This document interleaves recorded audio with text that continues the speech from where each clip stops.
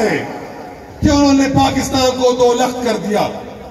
अगर मैं यहां पे ज़ियाउल-हक के हिसाब पे आ जाऊं तो फिर क्या वारियत, दहशतगर्दी, कलाशंकोव कल्चर, उसके विरसे में तो सिर्फ यही आया। और उनका सरखेल जर्नेल जो मुशर्रफ कहता था अपने आप को, जो मुशर्रफ साहब, उसके अगर मैं 9 साल तारीख में आ जाऊं तो उसमें पूरे बलूचिस्तान में आग का सिलसिला शुरू होता है कि जिसने नवाब अकबर खान बुगटी की शहादत करके पूरे बलूचिस्तान में वो आग लगा दी, जो आज भी बलूचिस्तान के कोने कोने में जल रहा है और ठंडा होने का नाम नहीं लेता। और वो एक बात करता था कि जी आईन तो एक कागज का टुकड़ा है जिसको हम डस्टबिन में, कचरादान में फेंक देते हैं।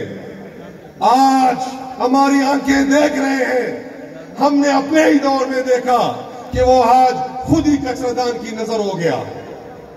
तो हम ये कहते हैं कि इस मुल्क में आईन की बालादस्ती हो। पीडीएम ये कहता है कि इस मुल्क में लोगों को उनकी जमहूरियत की हुक्मरानी दिया जाए, और यहां पे आईन की हुक्मरानी, और यहां पे अदलिया आजाद हो, यहां पे प्रेस और मीडिया आजाद हो, यहां पे लोग आजादी से अपनी जिंदगी गुजारे। वो इस दस्तूर के तहत, जो दस्तूर पाकिस्तान, यहां पे बलोच, यहां पे पश्तून, यहां पे सराइकी, यहां पे सिंधी, यहां पे पंजाबी को एक किताब जो इकट्ठा करता है, उसका नाम दस्तूर है। हम बार बार कहते हैं कि उस दस्तूर पे अमल किया जाए तो ये मुल्क चल सकता है। और उसके बाद एक और यहां पे अभी एक सिलसिला शुरू किया गया है मौजूदा हुकूमत ने। मुझे बिल्कुल ये समझ नहीं आ रहा कि पहले हम समझते थे कि महंगाई करके, बेरोजगारी करके लोगों को बहाल और निडाल करो, ये उसकी एक पॉलिसी है। लेकिन आज हम देख रहे हैं कि ये इस मुल्क की बुनियादों को हिलाने के लिए, इसकी फॉल्ट लाइन, जो इस मुल्क की क्रैक्स और फॉल्ट लाइंस है, आज इमरान नियाजी साहब उन फॉल्ट लाइंस को उजागर कर रहा है। तो ये सोचना पड़ेगा कि उन फॉल्ट लाइंस को, जिससे इस रियासत की बुनियादें हिलेंगे, उस फॉल्ट लाइंस को हिलाने के लिए, उजागर करने के लिए आपको किसने बताया? आज आप कहते हो कि ग्वादर को मकरान से अलहदा किया जाए, आज आप कहते हो कि बलूचिस्तान और सिंध की साहिल इस्लामाबाद का हो, और आज आप ये कहते हो कि बलूचिस्तान और सिंध के जो जजायर हैं वो इस्लामाबाद का हो, और आज आप ग्वादर में बाढ़ लगा के बलोचों को वहां से बेदखल करने का नियत रखते हो। और वो बाढ़, ऐसा बाढ़ जो आज पाकिस्तान के, ईरान और अफगानिस्तान के सरहदों पे जैसा लग रहा कि जी मस्जिद तो बाढ़ से बाहर है लेकिन मुक्तदी बाढ़ के अंदर है।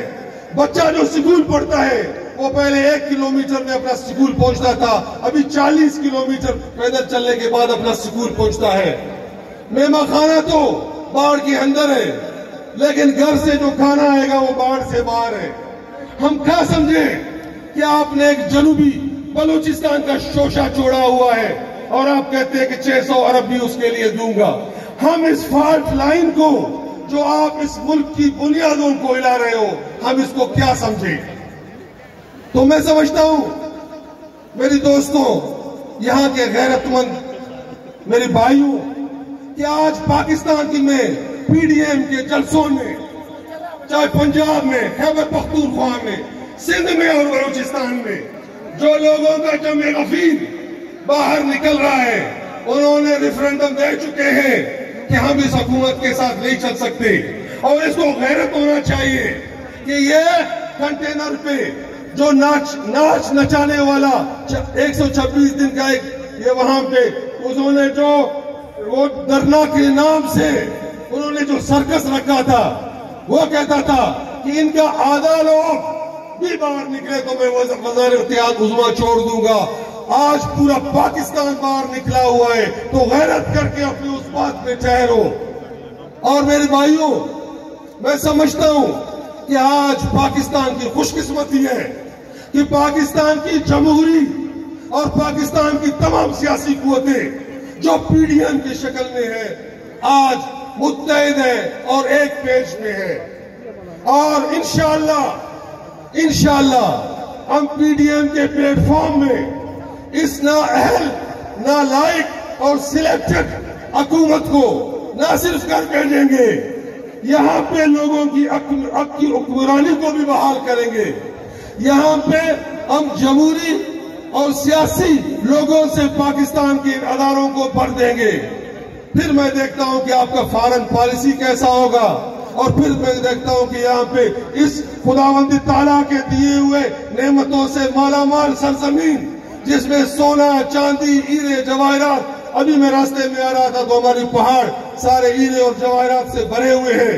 यहाँ के लोगों के पांव में चप्पल नहीं है। ये सिर्फ यहाँ पे बुनियादी मुसीबत, यहाँ पे एस्टेब्लिशमेंट का किरदार है जमहूरियत में। तो दोस्तों, यकीनन मैंने बहुत वक्त लिया, बाकी मेरे मुकर्रीरीन को बात करना है।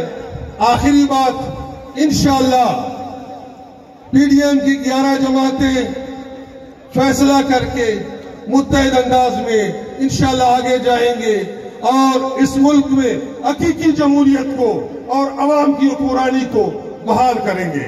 आखिर में मैं इस पिंडाल में शामिल फर्दन अपने हर मेहरबान का शुक्रगुजार हूं कि वो यहाँ पे तशरीफ लाए और हमें उन्होंने इज्जत दिया। मेरा रब्बी जुल जलाल से दुआ है कि अल्लाह आपको इसका अजर और इज्जत दे। बहुत मेहरबानी, बहुत शुक्रिया। Thank you.